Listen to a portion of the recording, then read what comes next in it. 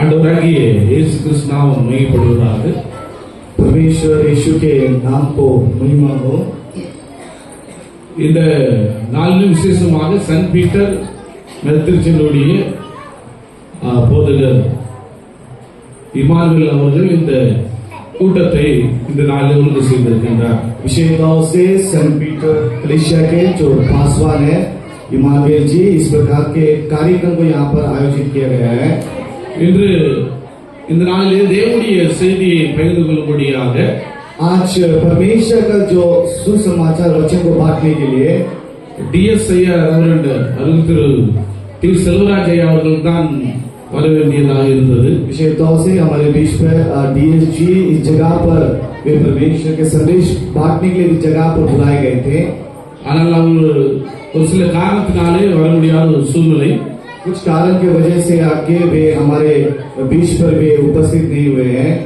ஆகையால் இன்று ஆண்டுடைய வார்த்தையை பகிர்ந்து கொள்ளும்படியாக இந்த நாளிலே போதகர் கேட்டுக்கொண்டபடினாலே आज के दिन उनके जगह पर परमेश्वर के वचन बांटने के लिए जिस प्रकार से पास्टर जी ने मुझसे पूछा, ஆகையால் நான் சம்மதித்து இந்த கர்த்தருடைய வார்த்தையை பகிர்ந்து கொள்ளும்படியாக इससे मैं आके एक्सेप्ट करके आज के दिन आप लोगों के बीच में परमेश्वर के वचन में बांटने जा रहा हूँ। இன்று அதிக நேரம் எடுத்துக்கொள்ளாதபடி मैं ज्यादा समय आप लोगों के बीच में नहीं लेना चाहता हूँ। முடிந்த அளவுக்கு சீக்கிரமாக நான் கர்த்தருடைய வார்த்தையை சொல்லி கடந்து जल्द से जल्द परमेश्वर के वचन को मैं बोलकर मैं समाप्त करना चाहता हूँ। ஆகையால் நீங்கள் தயவாக கவனத்துடன் கேட்கும்படி அன்புடன் கேட்டுக்கொள்கிறேன். इसलिए मैं प्रेम के साथ आप सभी से अनुरोध करता हूँ कि आप कृपया थोड़े से समय आप ध्यान से बैठे इस जगह पर। இந்த நாளிலே இந்த செய்திக்கு பிற்பாடு इस वचन के बाद इस संदेश के बाद கல்ச்சரல் ப்ரோக்ராம் நமக்கு உண்டு. बहुत सारा कार्यक्रम हमारे बीच पर है। இந்த நாளிலே நாம் பார்க்கின்றோம் திருச்சபையில इस जगह पर हम देख रहे हैं எல்லாம் பலூன்னால டெக்கரேட் பண்ணிருக்காங்க, बहुत सारे बैलून से आके सजाया गया है, லைட்டிங் அதிகமாக இருக்கின்றது, बहुत सारा आके जो लाइट यहाँ पर आके रखा गया है। இங்கே முக்கியமான நபர்கள் வந்திருக்கிறீர்கள், बहुत सारे जो मुख्य लोग हमारे बीच पर उपस्थित हैं। அது மட்டுமல்ல இங்க अनेक ஜனங்கள் இந்த பகுதியிலே வாழ்கின்றவர்கள் வந்திருக்கிறீர்கள். गांव के जितने भी लोग हैं जो जगह पर निवास करते हैं वे भी हमारे बीच पर है। இந்த நாளிலே எல்லா விதமான காரியம் அழகாக ஒழுங்கு செய்யப்பட்டிருக்கிறது. जो भी हम कार्य देखते सब कुछ अच्छे प्रकार से पूर्णता से आके यहाँ पर किया गया है। எல்லாரையும் அழைத்து இந்த நாளிலே ஒரு காரியத்தை சொல்ல இருக்கின்றோம்.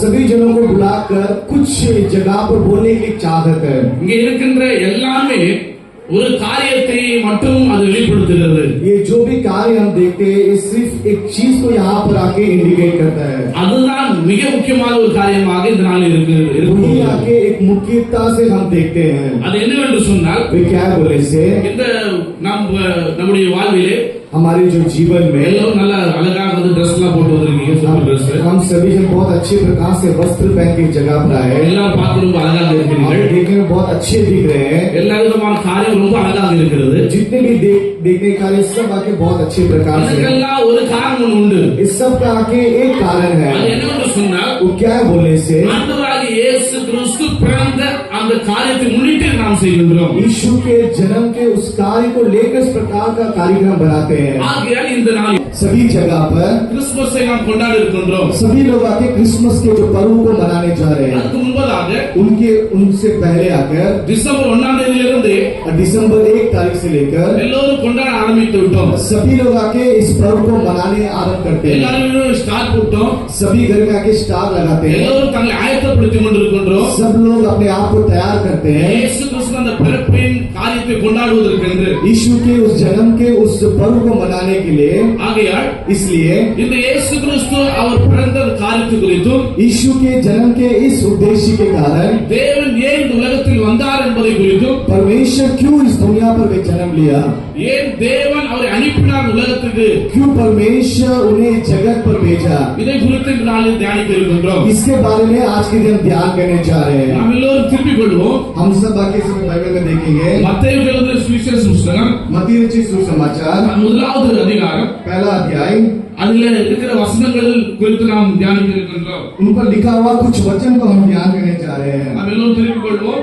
हम सभी समय देखेंगे மத்தேயு 1ஆம் அதிகாரம் मत्ती रचित सुसमाचार पहला अध्याय का அதுல 18வது வசனத்திலிருந்து आयत 18 से लेकर அங்கே இருக்கின்ற 25 வசனங்கள் வரை 25 आयत तक அங்கே சில காரியங்களே அங்கே நாம் பார்க்கின்றோம். वहाँ पर कुछ कार्य को हम देखने जा रहे हैं. விசேஷமாக विशेष तौर से 18வது வசனம் என்னமாக கூறுகிறது? 18 वचन इस प्रकार से இயேசு கிறிஸ்துவின் பிறப்பினுடைய அந்த காரியத்தை குறித்து அங்கே சொல்லப்பட்டிருக்கிறது. यीशु मसीह के जन्म के बारे में उस जगह पर कहा गया है. இயேசு இப்படி உலகத்தில் எப்படி பிறந்தார்? यीशु इस दुनिया पर कैसा जन्म लिया? அவருடைய கடவுள் மேல் வைத்திருந்த நோக்கம் என்ன? परमेश्वर का क्या सिद्ध इच्छा था? இப்படிப்பட்ட காரியத்தை குறித்து அந்த இடத்தில் பார்க்கின்றோம். उस प्रकार के कार्य को इस जगह पर हम देखते हैं. இயேசு கிறிஸ்து இந்த பூமியிலே பிறந்தது. यीशु मसीह इस दुनिया में जन्म लेने के பிறந்தது जिस प्रकार से वे जन्म लिया, அது ஒரு முக்கியமான காரணம் ஒன்று உண்டு. वे आगे एक मुख्य कारण, एक मुख्य उद्देश्य है. அவர் ஏதோ உலகத்தில் பிறந்துட்டோம் அப்படி அல்ல. वे सिर्फ एक साधारण रूप से दुनिया पर जन्म ना लेकर के नहीं, ஆண்டவர் அவர் உலகத்தில் பிறக்க செய்வதற்கான ஒரு காரணம் உண்டு. परमेश्वर इस धरती पर उन्हें जन्म लिया करके कुछ कारण அந்த होगा. காரணத்தை குறித்து தான் இன்று பார்க்க இருக்கின்றோம். उस कारण को इस जगह पर हम देखते हैं. ஆகையால் इसलिए அவருடைய பிறப்பானது उनका जो जन्म है அது ரொம்ப முக்கியமானதா இருக்கிற மனுக்குலத்துக்கு. ये बहुत आके बहुत मुख्यता है इस जगत के हर एक मनुष्य जाति के लिए. அது ரொம்ப முக்கியமானது. वे बहुत आके मुख्य रूप से देखते हैं. அவர் பிறப்பு மிகப்பெரிய ஆசீர்வாதங்களை கொண்டு வந்தது. उनका जो जन्म सभी लोगों के बीच में बहुत आशीष लेके आए. ஆகையால் தான் உலக ஜனங்கள் இயேசு பிறப்பை எல்லா இடங்களிலும் நாம் கொண்டாடுகின்றோம். इसलिए सृष्टि के हर एक लोग यीशु के जन्म सभी देश दुनिया पर आके वे इस पर्व को मनाते हैं. ஆகையால் அருமையான தேவனுடைய பிள்ளைகளே, इसलिए प्रिय लोगों, நீங்க அமர்ந்திருக்கின்ற அனைவருமே आप जो लोग यहाँ पर बैठे हैं, நீங்கள் சாதாரணவர்கள் அல்ல. आप जो भी यहाँ पर बैठे हैं, आप एक साधारण रूप से नहीं है. நீங்கள் பூமியிலே வந்தது आप इस धरती पर आए हैं. உங்களுக்கு ஒரு பெரிய நோக்கம் உண்டு.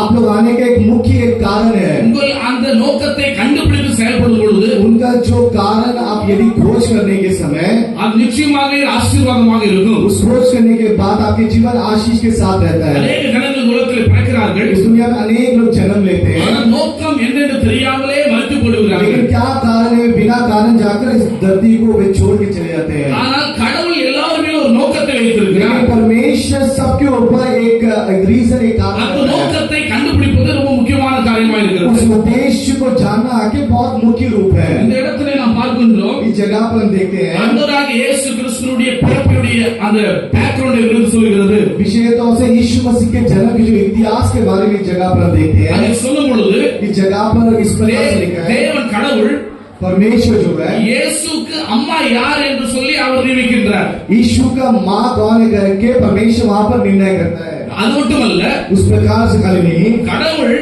परमेश्वर அந்த கடவுளாய் இருக்கிற இயேசுக்கு என்ன பெயர் சூட்ட வேண்டும் என்று சொல்லுகிறார். परमेश्वर यीशु मसीह का क्या नामकरण वहाँ पर रखा जाए करके वहाँ पर आकर नियुक्त करता है. எல்லாமே கடவுள் அங்கே முன்பதாக பிளான் பண்றார். वहाँ पर परमेश्वर सब कुछ पहले से वहाँ पर योजना करता है. இந்த நாளிலே அமர்ந்திருக்கிற நீங்களும், यहाँ पर बैठे हुए आप सभी लोग, நீங்கள் எந்த குடும்பத்தில் பிறக்கணும், आप कौन से परिवार पर जन्म लेना है, உங்களுக்கு என்ன வேலை கொடுக்கணும், आपको कौन सा आके काम देना இது चाहिए, எல்லாமே கடவுள் ஏற்கனவே பிளான் பண்ணி வச்சிருக்கிறார். ये सब कुछ परमेश्वर पहले से योजना करके रखता है. நீங்களா உங்கள் பெற்றோரை தேர்ந்தெடுக்க முடியாது.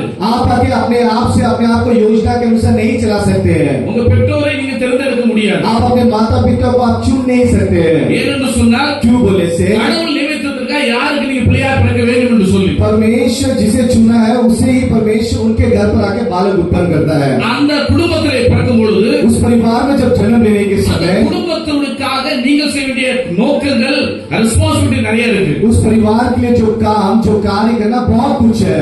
ஏனென்று சொன்னால் क्यों बोले से, கடவுள் அப்படியாக மனிதரை சிருஷ்டித்திருக்கிறார். परमेश्वर उस प्रकार से मनुष्य जाति को आके सृष्टि किया है. ஆகையால் இந்த இடங்களிலே பார்க்கின்றோம், इस जगह पर इस प्रकार से देखते हैं இயேசு கிறிஸ்துவினுடைய அந்த பிறப்பை यीशु मसीह का जो जन्म है அது எந்த குடும்பத்துல பிறக்கணும், वो किस परिवार पर होना चाहिए, பெற்றோர்கள் யாரா இருக்க வேண்டும், उनके माता पिता कौन होना चाहिए, அவர் எப்படி பிறக்க வேண்டும், वे किस प्रकार से जन्म लेना चाहिए, எல்லா டீட்டெயிலும் அந்த இடத்துல தெளிவாய் போட்டிருக்கிறது. जितने भी वहाँ पर आके उनके बारे में जो विचार जो डिटेल वहाँ पर दिया गया है. வசனத்தை நாம் வாசிக்கலாம். 18வது வசனம், वचन हम इस प्रकार से यहाँ पर पढ़ते हैं. இயேசு கிறிஸ்துவின் ஜென்மத்தின் விவரமாவது அவருடைய தாயாகிய மரியாள் யோசேப்புக்கு நியமிக்கப்பட்டிருக்கையில் அவர்கள் கூடி